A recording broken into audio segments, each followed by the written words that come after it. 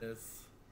Alrighty, welcome back for another episode of Out Motorsports After Dark. My name is Matthew. The co-host this week is Tyler, and our special guest is Matthew Marshall.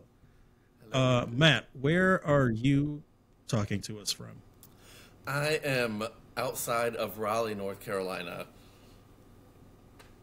Excellent. And where do you? What's your main car that you're driving right now? We're gonna get into it. I know you have a lot of cars, but what's the daily driver? My only car that functions well enough for my driving duties currently is my 2007 Honda Civic Si. So that's what we've been driving.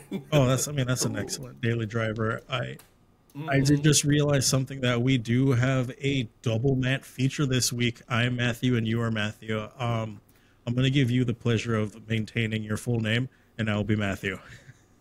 We don't have to Wait, fight no, about I'll be it. Matt. Fight for it. This is already Not going downhill. confusing at all.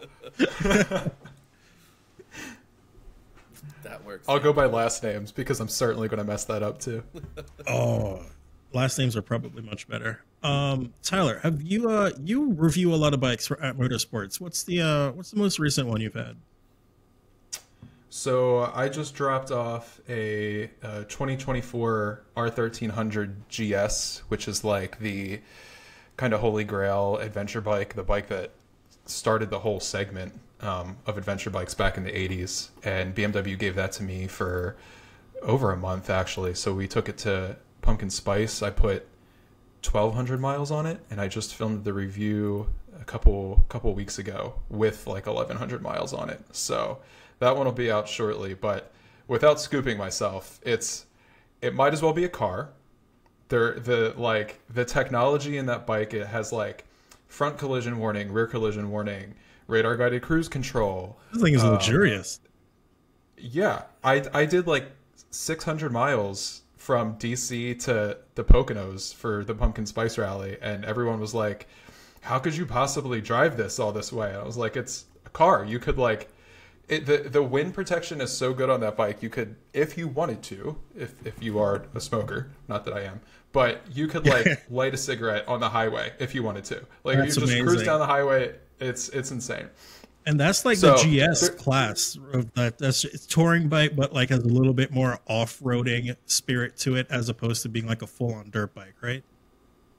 yeah, you're supposed to be able to, if you're really good, you can take it just about anywhere, but it is pretty heavy and pretty tall. So it can't do like full on dirt bike things, but the whole point is that you can do like 600 miles on the highway. And then if you find yourself at like a campground or something, you could take it down some dirt trails and you don't have to be like a genius on a motorcycle to be able to do it. But yeah, it's super complicated, full of tech. And it was a cool bike, but there was a lot going on, and it made it pretty hard to review, if I'm honest. That's But that's awesome. No, I can't wait to watch that review. That sounds like it's going to be a good time. Um, we have Aris and Marissa and Lexi here so far. Great. So the Kia Tasman was announced last week, or maybe even the week before. Not sure. Either way, it's a new truck from Kia. A lot of the reviews say that it's their first truck. Well, it's not the first body on frame. I did want to point out that the Borrego was also body on frame. Um, Yeah, the Sorrento but and the Sport. Tasman, wait, what? The Sportage was on a frame? The first one, the little like That's amazing. and the Kia Sorrento, the like second gen ML knockoff, also body on frame. Oh, dude, Kia meant business. I had no idea. So I didn't know that not either. very impressive, apparently. Okay. The Tasman is going to be powered by a 2.5 liter turbo, making 277 horsepower. Made it to an 8-speed auto, but it'll have a diesel doing 207 horsepower and 325 pound-feet of torque. And that one you could get with a 6-speed manual. They're expecting that it should be able to tow about 7,700 pounds, and it's a little bit smaller than the Gladiator. This one will be a body-on-frame, independent front suspension, and rear leaf spring. The interior looks pretty nice. The exterior is unique and special, and definitely unique. And But special. it stands out, which I think is a good thing, right? Right. Yeah. And overall, I feel like Hyundai and Kia have been making good products. Like, they at least perform well. So I feel like on paper, this should do really well as a mid-sized truck. But Yeah, I think so, especially if it comes to America. I think. Sorry, I think I'm on a delay. I think my Wi-Fi is messing up. You're good. Keep going.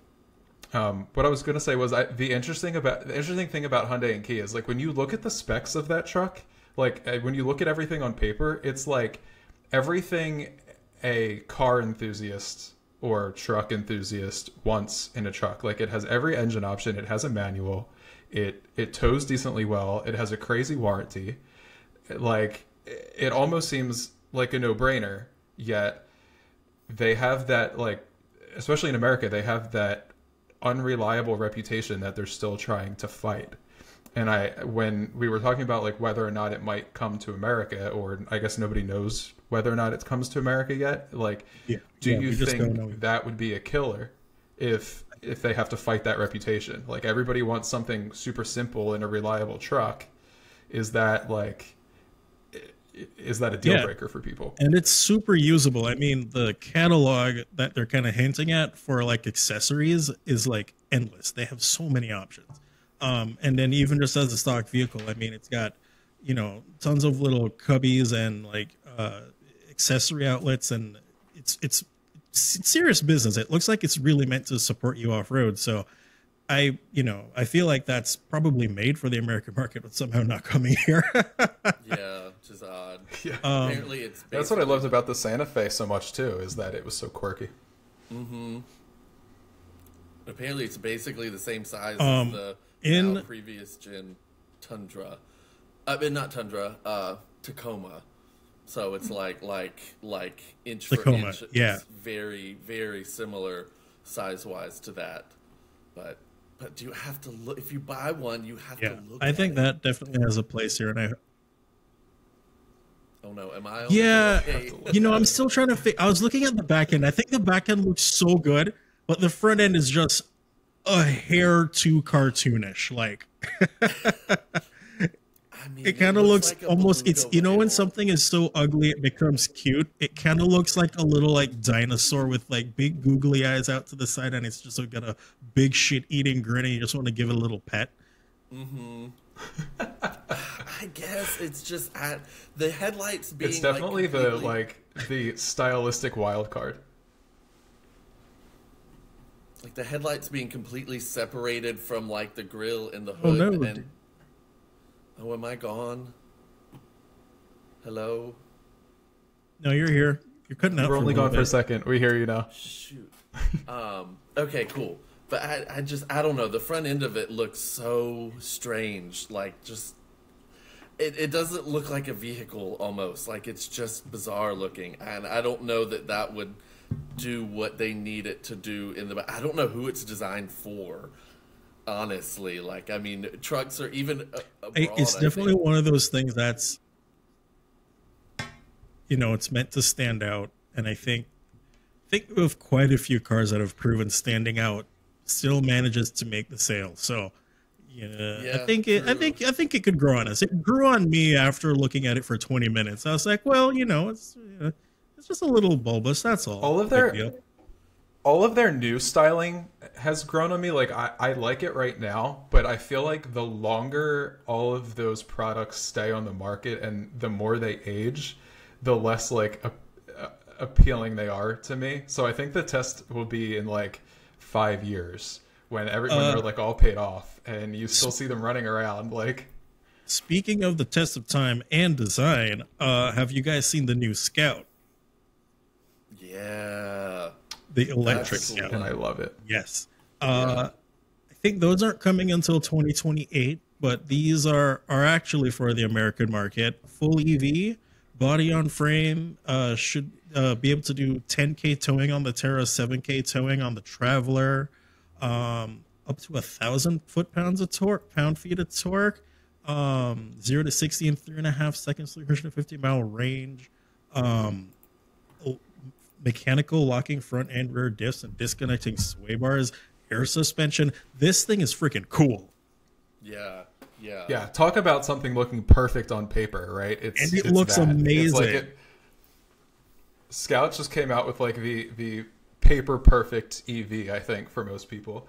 Mm-hmm. It's funny because when they were doing the press launch, I was working and somebody was like texting me the like updates from the press launch, and I was like, well, what's the range? It's like the first question you ask with a new EV, right? Like especially a truck or something off-roady, and it was like the 350 miles, and then I was like, why don't they somebody just needs to eat their ego, put a gas generator on the truck, and then and call it done. Like, and all the haters will stop complaining about EVs, and everybody can get 500 miles out of it. And then the next thing they did was release what was it? The Harvester with the gas generator? Yeah, the Harvester has the gas generator, supposedly over 500-mile range. But like, I feel like none of this is actually like out of question. Like, this all feels doable with all the tech that we have thus far. Yeah. Oh, absolutely. I'd love to see them meet. I'd love to see them meet the 60K starting price. And as long as they do that, like, I don't know, I want one. There's been so many other products that have been like, oh, the new Chevy Silverado EV is going to start at $39,995, and then it launches at like $95,000. So I'm like, we'll see what they're going to charge for it by 2028. Yeah. But it will not be the equivalent of today's $60,000. I can't imagine. But I mean, that's less than a Tahoe starts at. I'm hopeful, but like a bare bones, sure, like but also Chevy Tahoe's 65. Yeah, and I'm a really big fan of how they were just marketing it and selling it as like a multi-tool, and then it has all of these features. Like, as I'm watching it, like, I could see myself with the canvas cabana top rolled back, with like, you know, the three-seater bench seat in the front. Like, I think this is the first bench seater we've had in like an EV, and absolutely yes, I want that right now. The split folding tailgate with the rear mounted spare tire, like, it's all these little details that just sort of, it's giving a little bit of soul back to the whole EV thing, and really they're doing a good job of writing the Scout history to like a modern car. And this and the Rivian R3 are the two EVs that have my attention the most. I was just about to bring that up because they, from an industry standpoint, like, they poached a lot of people from the Rivian team. And I feel like it hasn't been since Rivian that a product has felt like so spot on from a specific like specs and like industry standpoint, if that makes sense. Like, they released it and everyone's like, oh my god, I'm so excited. Everything is right on paper, and it's clear that they had so much like research went into like what people actually want and for how these vehicles would be used. And then they have the history of like the Scout brand to actually bring some like personality to EVs for once. And I think it's like the perfect storm of EV release. A good team and a decent enthusiast base to start. Absolutely. I'm looking forward to it a lot. Okay. So I think that's all the interesting news that I had stashed away for this week. So Matthew, you are a big Lemons racer, or at least you've done Lemons racing in the past. I don't know if you are anymore. But I was wondering if you could just share with us a little bit of what is Lemons racing, and, you know, let's say you give like a quick 5-minute introduction of how you would get into it. What does that look like? Okay, yeah. One of my favorite descriptors is one of their marketing things is because racing has always been really expensive. You know, it's there's a really high like barrier to entry to getting involved for most people. And one of the Lemon's catchphrases is racing shouldn't just be for rich idiots. Racing should be for all idiots. And that's really kind of how like we operate is like, you know, it shouldn't be, it is still, this is what catches people off guard. It is still debilitatingly expensive to do, but it's just, you can, like, you know, you can't just be like, oh, I'm gonna like, you know, join IMSA or Le Mans or I forget, is it still IMSA? But you can't just join that.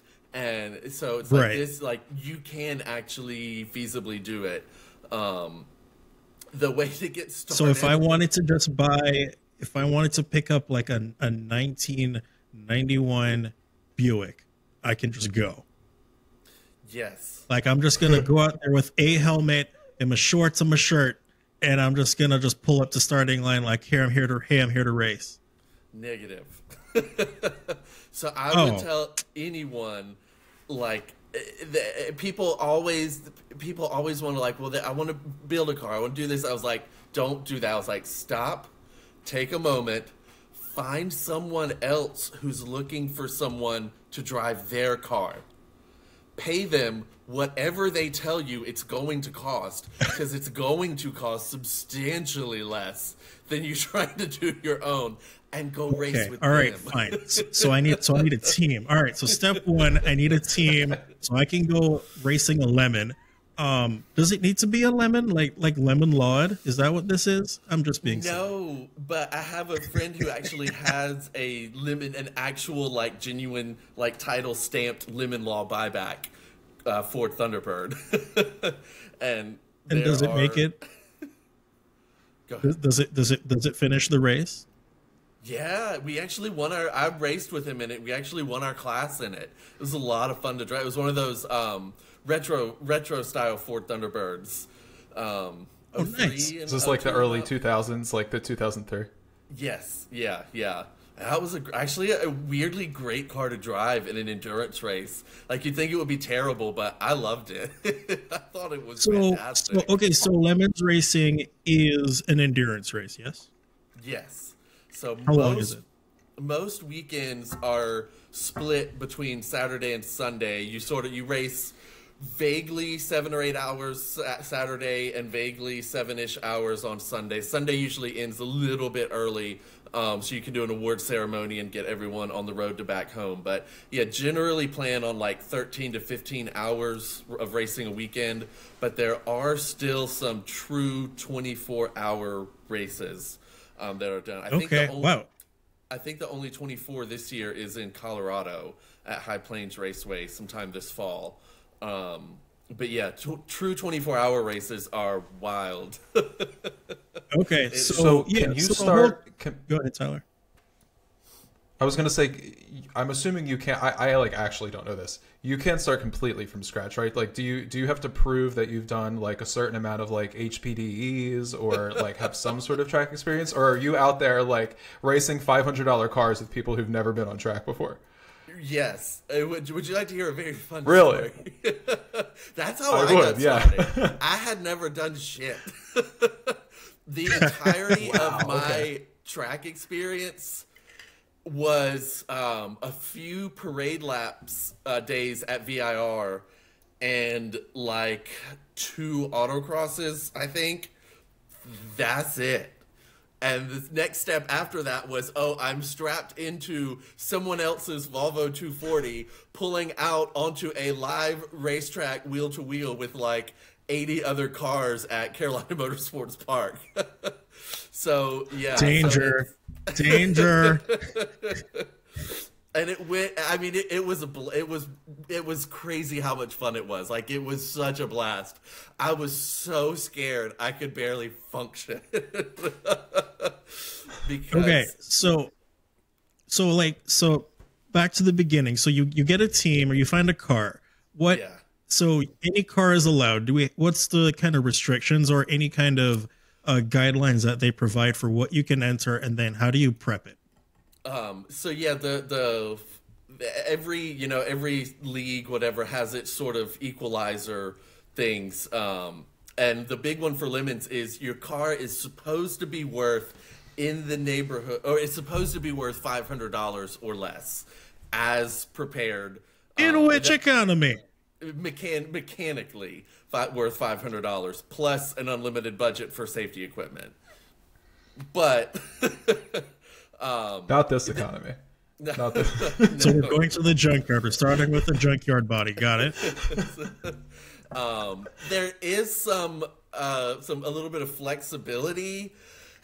Because it's people who aren't. You may have people who aren't experienced. The biggest thing about it is safety, keeping everybody safe. And they do have they have a really, really good safety record.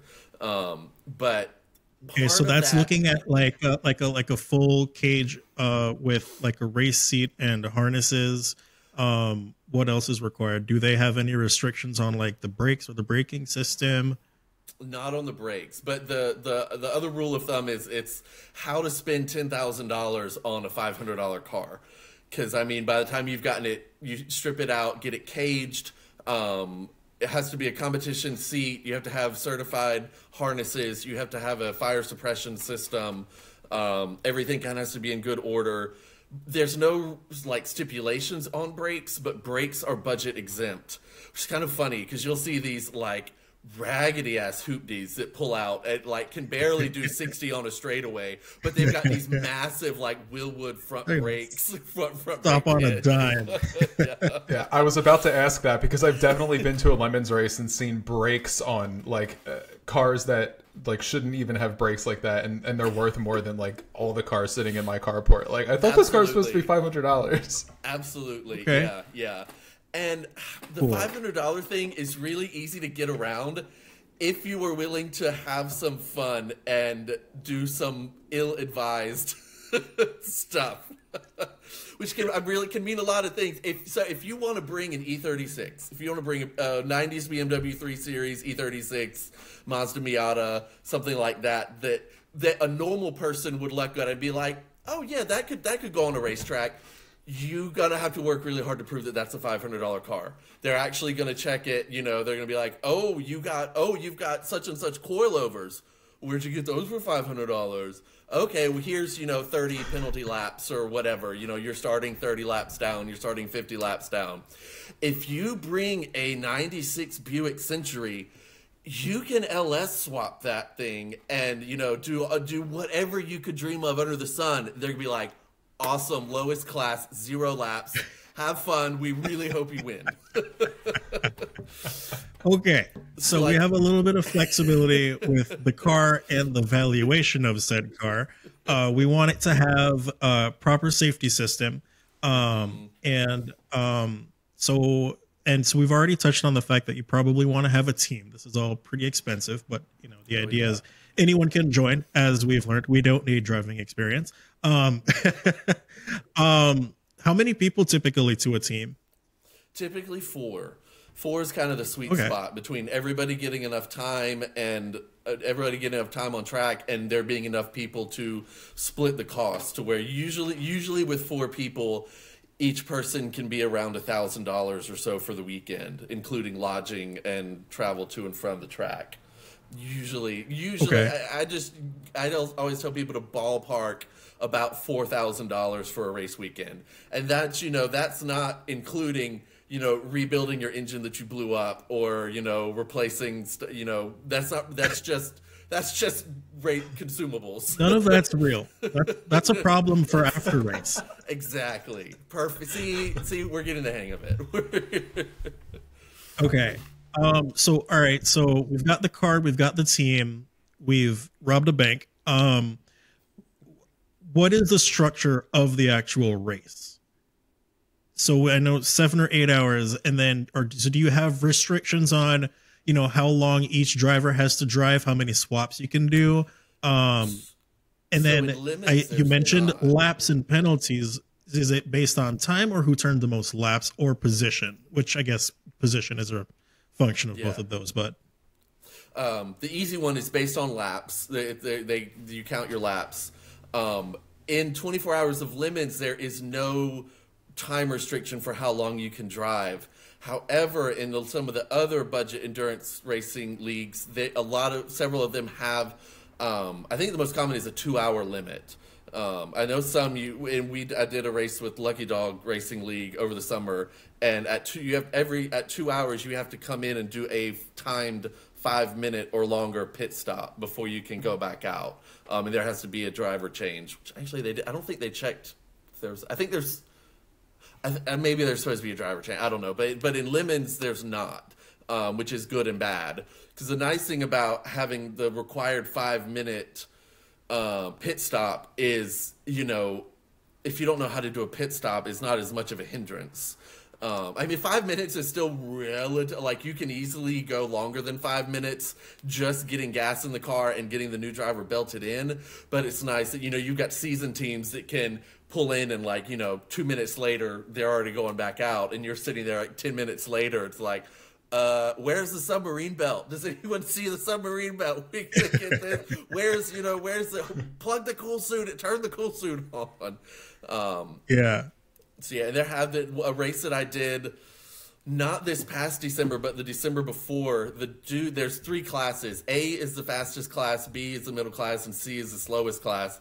The guy who won Class B drove like a 93 Mercedes W124, like an E320 solo the whole weekend, and won the class. For 8 hours?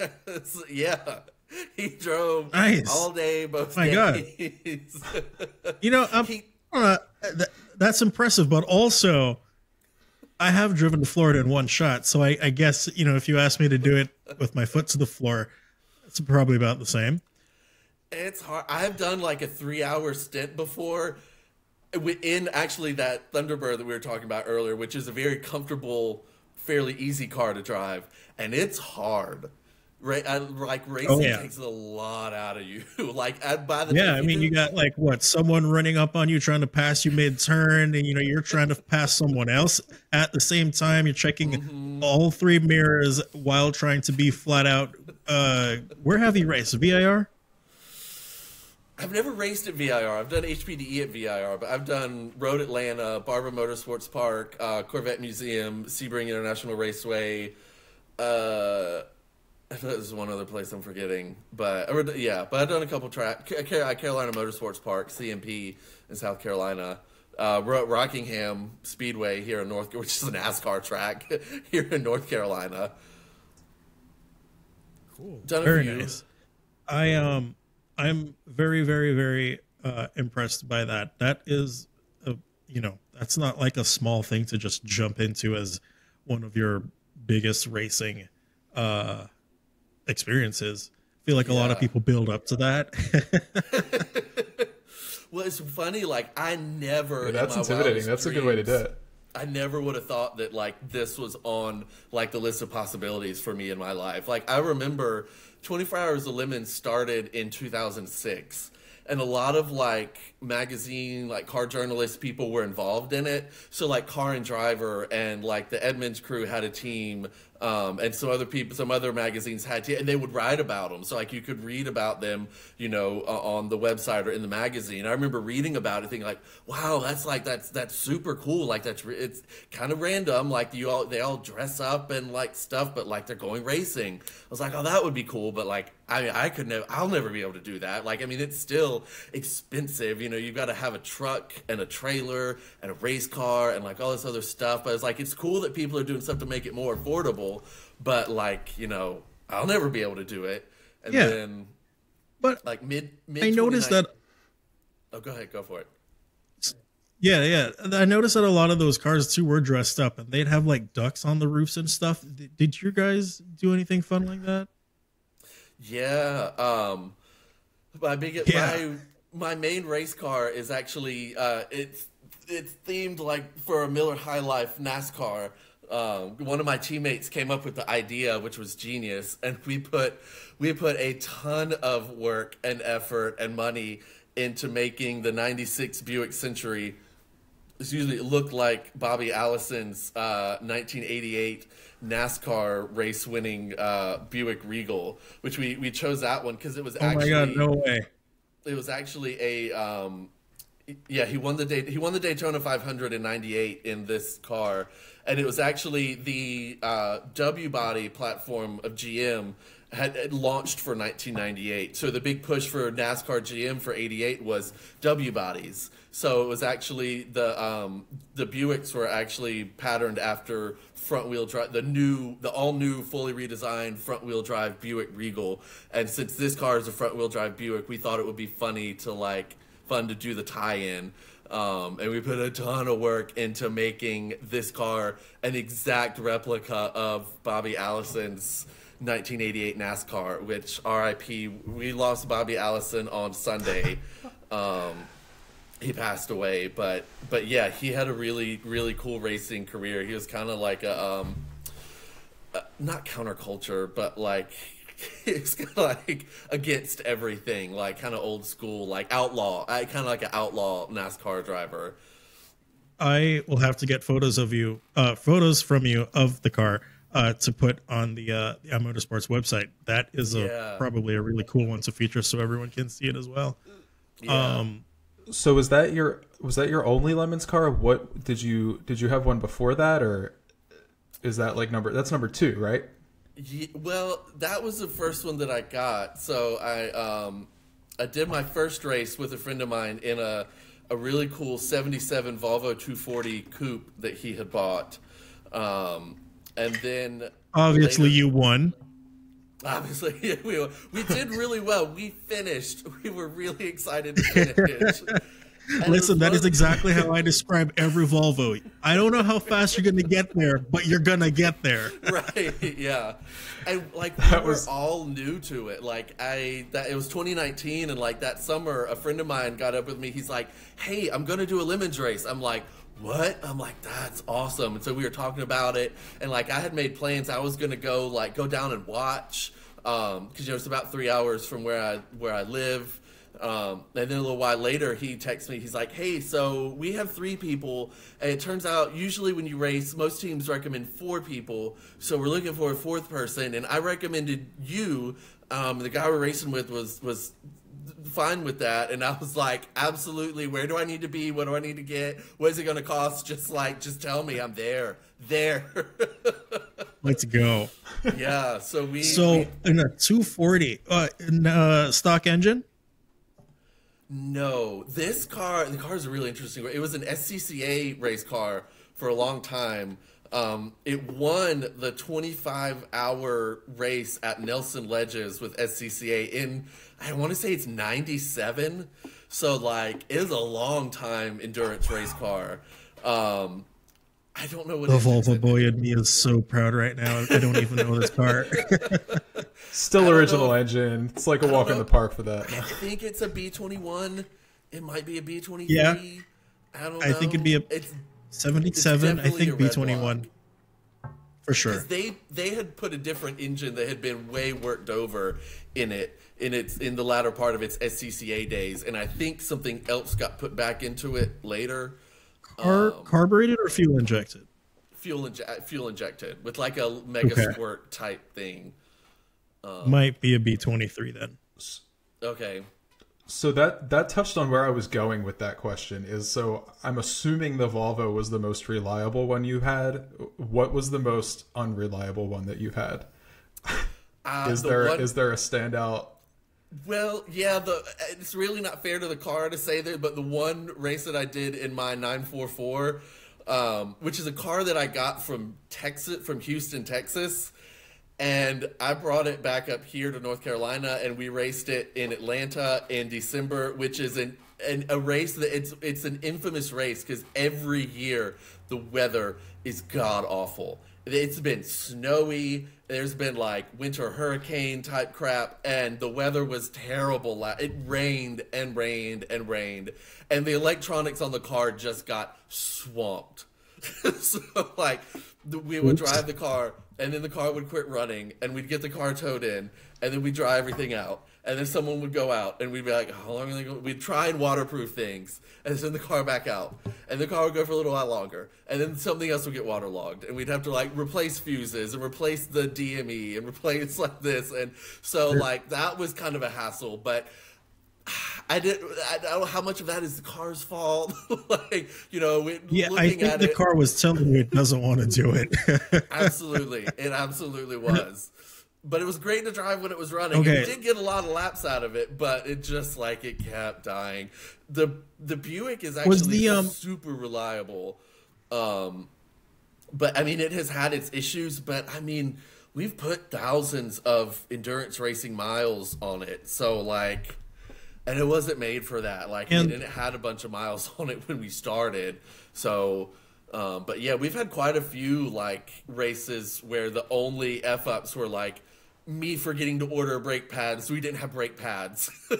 So like stuff like that. This is like, it's not really the car's fault. That's kind of you forgetting that we didn't have stuff. Yeah. So if I'm keeping track, you have a Volvo, you have a Buick, you have, did we talk about the Mercedes yet? Because I know about the Mercedes. I don't know if we brought it up. No, yeah, the race cars I have the Volvo, the Buick, and the 944 are the like caged, prepped endurance racing cars that I have. And then we've got two challenge attendees, the S-Class and the Civic. Civic's been rallycross, had the front bumper ripped off, and then the S-Class was clickety-clacking its way to the finish line, first place. First twice, two-time champion. You also have a 6th-gen Accord, a Mercedes C-Class, a Suburban from the Sopranos, hey Tony, and is that everything? I don't think so. No. I have a the list goes on. I have a Chevy Trailblazer that I bought in 07. I have a Buick Century station wagon that's the same body style as the race car, but it's just a wagon. I have a. The chat's telling me about a Saturn called Neil.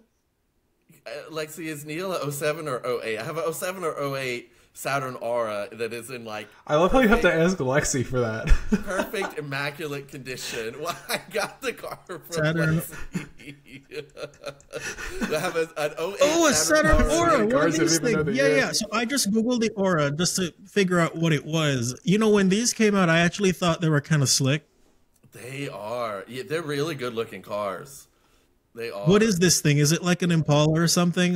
It's like a what is it really? Close clone of the Chevy Malibu, the 08 Malibu in particular, but it's also relatively loosely related to the Pontiac G6 and the Saab 9.3 and the Cadillac BLS that we didn't get over here. I mean, it looks good. It's related to the G6, and the G6 just has a place in my heart because of the song Like a G6 when I was in high school. So I always thought the Pontiac G6 was, by association, must be an amazing car. High roller. Only high rollers in the G6. Oh, man. Okay, so Aura, Accord. So let's talk about the Civic, because you didn't rallycross it. Someone else rallycrossed it. And... 2 or 3 or 4 other people rallycrossed it. I have also rallycrossed it in the previous to that experience. But yeah, for Out Motorsports challenges, I let some other people drive the Civic because I had a challenge car, and I was like, it'll probably be fine. It's taken everything else I've ever thrown at it, so have at it. Have fun. Yeah, so my understanding, it did. I think the bumper didn't come off because something was wrong. Everyone wanted to save it for you. And the driver was exceedingly competitive, and he had some foresight and was like, we need to lose the bumper because I'm taking this home. But the inside of the car became a dust bowl, but you still daily it. Yeah. When did I bought that car in 2018, which was 2 or 6 years ago. And yeah, it's done. I've done autocross. I've done HPDEs. It's done rallycross. It has been, I've done 1,000+ mile road. It's been to Key West, which is like over 1,000 miles from here. It does everything. And it's funny, I did not want the car when I bought it. I was looking for something. I got rid of a diesel Mercedes E-Class that I had that I loved, and I just wanted something cheap to drive around. I was looking for like Mercury Grand Marquis or like Buick Park Ave. I was like, I just wanted something comfortable and that I don't have to think about, and reliable and cheap.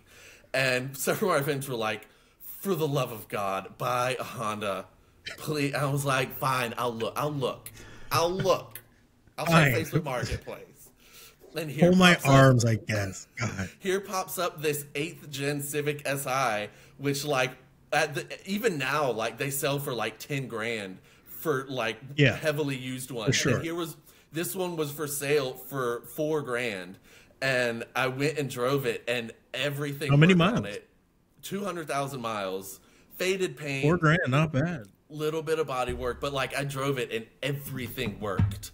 Even today, everything works on it. And at that point, like everything, like it drove. I drove a 2016 Accord 4-cylinder 6-speed manual sedan to go test drive the SI, and I was like, this SI that has 200,000 miles on it really doesn't drive appreciably different from this Accord that has 25,000 miles on it. So I was like, okay. Well, so I offered the guy $3,500 for it, and he took it, and the rest is history. I put like 100,000 miles on it. It's been an Uber. I was a full-time Uber driver for like 6 months in that car. Like, if you name it, you fall in love with it. I do. I respect it more than anything. Like, it's weird. It's not my type of car. Like, I like big cars. I like torquey engines and like substantial stuff, and this is relatively small. It is about as high-strung an engine as you can get, but it's just so good. Like, you can't ignore. I mean, I've put no money into it. The only money I've had to spend is like replacing stuff that was almost purposefully broken. Like, I had to get new engine mounts. It is something to be said about a car that was made for a task, and it does that task. Yeah, and it does it well. Yeah. So I don't know what was in the water with Honda at that time, but like they need to get that back. Because like you can find those cars, it's got 300 and some thousand miles on it now, and like you can find those things all over the place with 300 plus thousand miles on them. So yeah, talk to me about Uber driver though. Yeah. Talk to me about the S430. I first met you, and I don't know why, but these 2 moments just stick out in my head so much. It was we're on grid at the track cross, and you know the hood is up on the S-Class, and I see Matt because he's tall. I just see this tall person, like his head's bobbing back and forth, and he's like telling this dramatic story. And then I walk by, and all I hear is just rock, rock, rock, rock, rock, rock, rock. It's making this ridiculous racket. And I kind of think to myself, cool, he bought a diesel. I didn't know they made these in a diesel. And then I just walked away, and I just forgot about it, right? And so we get through the weekend, and we're doing our sessions, and I'm checking the time. And I look at, and I'm in the rear-wheel drive class. Matt's in the next rear-wheel drive class above mine. But I look at the times, and in my GR86, Matt was like still 1.5 seconds, maybe 2 seconds faster than me. And I got out, and he pulled up behind. I was like, how are you doing this? What is going on in this car? And you won. Go ahead, Tyler. I was gonna say, because then you look at the sidewalls, and what used to be like Continental tires, like you can't even tell what tires are on it because the sidewalls were like completely just worn away. It's like that's where the 1.5 seconds were. Yeah. We'll have to put that picture in for sure. Yeah, but yeah, that car, that's kind of a wild story. Like, I mean, my Civic has been getting kind of long in the tooth for like 3 years now. Been like, I'm gonna get a nicer car. So like, I was looking around for something, and like on my local car club, someone posted that their brother had a 2004 Mercedes S430 that they were trying to get rid of. Clean car, low mileage. They'd owned it for a long time. Was diagnosed as needing an engine by the shop. And so I got to looking, and like, they're not a hard car to replace an engine in. One of those V8s is 400. You can get low mileage ones, not from the junkyard, but like from the salvage yard where someone's already pulled it out of the car, and you just have to pull up with something the forklift can put the engine in for like $400. And I need everyone to know this car genuinely sounded like it needed an engine. Yeah, they weren't being ridiculous. So like, yeah, my first question to Matt when we came on this podcast was, is that car still alive? Because I just assumed by now that it was dead. So you pick up the car. The short of it is, like, I was like, okay, so like the car was at the shop. I went to look at it. The previous owner lived in Raleigh, moved to Charleston, South Carolina, 4 hours away, got the oil changed, started hearing a noise, but hadn't been in Charleston long enough to have a mechanic. So he drove it the 4 hours on the interstate back to Raleigh for the shop to diagnose it. Shop diagnoses it as needing an engine, and the guy's like, not really that into it, so he sold it. Now, mind, it's an 04. He bought it in 06, so, like, long-time owner, like, paid real money for the car, always kept it up. I go to check it out. They're like, yeah, the car runs, but it's going to need a new engine. But I was like, okay, well, I can test see if the air conditioning works, see if the transmission works, like, see if the air suspension works. All that stuff works. It's good. Take the car home. Keep it for a while, don't really do anything to it. I was like, I wonder why the engine's broken. So I was like, well, let me check the oil. Let me look at the oil. I take the oil. It has one of those paper oil filters in the canister. I screw the oil filter canister off. The oil filter is dry. Like, it is brand new. It has never seen oil. And mind, like, I've let this thing idle in the parking lot for a while. When I got it back to my house where I could drive it, like, I drove it around the neighborhood. I redlined it. So you drove this thing home? No, I trailered it home. Oh, you trailered it home? I did trailer it home. We talked about me driving it home, but I ended up trailering it home. And I drove it around my neighborhood when I got home, but like redlined it to see how well it was like, okay, does the transmission work, but like, does it really shift well? I was like, okay, it shifts well. I mean, this thing sounds horrific. So I checked the oil. I'm like, oh my God, there's oil circulation. So I pulled the drain pan off, and it was clogged up with all these bits of rubber. The oil pickup was completely clogged. The oil pump itself was cracked. So I cleaned all the rubber bits off. JP welded some aluminum from a takeout container over the crack on the oil pump, put it all back together, and it quieted way down, like way quieter. It was pumping oil because I forgot to put the oil filter back in, and it shot oil all over my carport. And I've driven it like 10,000 miles since then, including the 2 Out Motorsports track cross days, both of which there were 2 of us driving the car. It's the only thing about it is at idle, it's really noisy, and it will burn a quart of oil in like 1,000 miles. This car has literally been to hell and back, and it's still going. It will burn a full 8.5 quart sump of oil in 1,000 miles. Sorry, not 1 quart. It holds 8.5 quarts of oil. Thank goodness. And by 1,000 miles, all of the oil is gone, and enough gas has seeped by the rings that the oil is now mostly gas. Mostly dirty gas. Gosh. But it has all 275 horsepower. It will pull 30 miles to the gallon on the interstate. I'm like, well, I may as well drive it until it throws a rod through the block. Like, at this point, why not? Yeah. It's certainly doing it. It doesn't care. I love it. That car is going down in history. Mm-hmm. Yeah, it's a real crowd pleaser at the Out Motorsports stuff. Because I mean, you don't have to be all that close to it to hear like something's wrong with that one. You can hear it across. Do we know exactly what is wrong with it, or does nobody really care? Do you think it's top end or bottom end, or like when it fails, do we have a prediction of like whether it's going to be rod through the block or? My theory on the noise, because it's happened on other engines from that family, is that the oil pump chains are known to stretch, and at idle there's enough slack that the oil pump chain slaps against the block, but you give it some revs and it quiets down. And mine does it like. Excuse me, if you give it some revs, it's quiet, you don't hear the noise. But at idle, it clack, clack, clack, clack, clack, clack, yeah. clack. And so perhaps it just needs a change job. Yeah, but the funnily enough, the supercharged E55s are the ones that are known for doing that. And I was like, it's related. It's the same stuff. It's just a wee bit smaller and a wee bit less powerful. But I assume the rings are all shot from being driven with no oil, and so hence the but it almost never smokes. I guess it burns just enough oil that you don't really get any smoke. I don't know how these things work. But yeah, I mean, sure, it's not leaking it, right? yeah, no, it's not. It doesn't leak oil, weirdly enough, which is a known issue on those engines, and it doesn't leak. But yeah, it's just like if you check the oil like 500 miles after you change it and you smell it, it's like, yeah, that's gas. That's gas.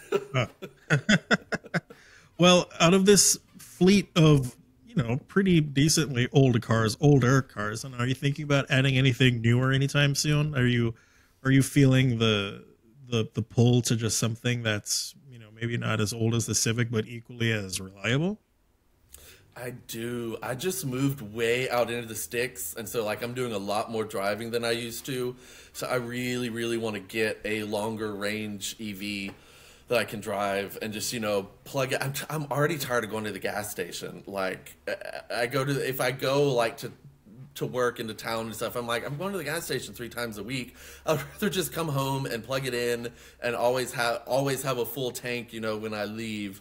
So yeah, I'm looking at some of the lower priced, longer range EVs like a Bolt or a Kia Niro or even a Tesla Model 3, maybe something along those lines.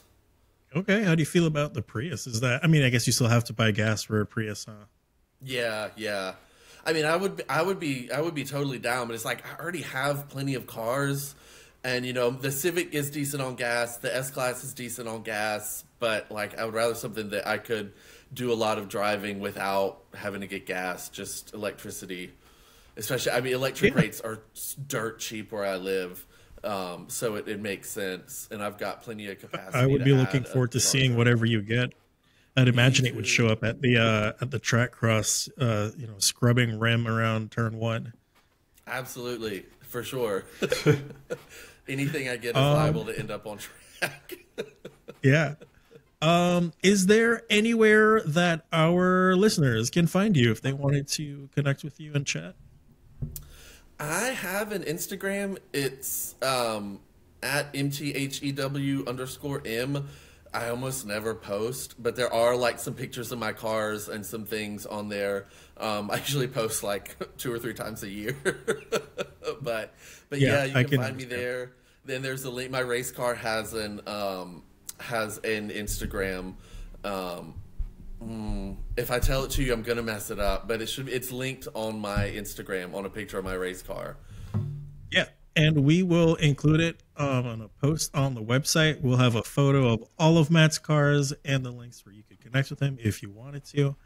And that's it. Tyler, do you have anything for everyone else? Do you have anything for everyone else? No, that's it. I guess catch Matt Marshall with a ticking Mercedes at your nearest racetrack. Yeah. Watch Thank out. you so much for joining, Matt. Thanks for joining me, Tyler. Thank you for everyone who tuned in the live chat. Have a good one. I'll see you next week. Bye. Bye. Bye.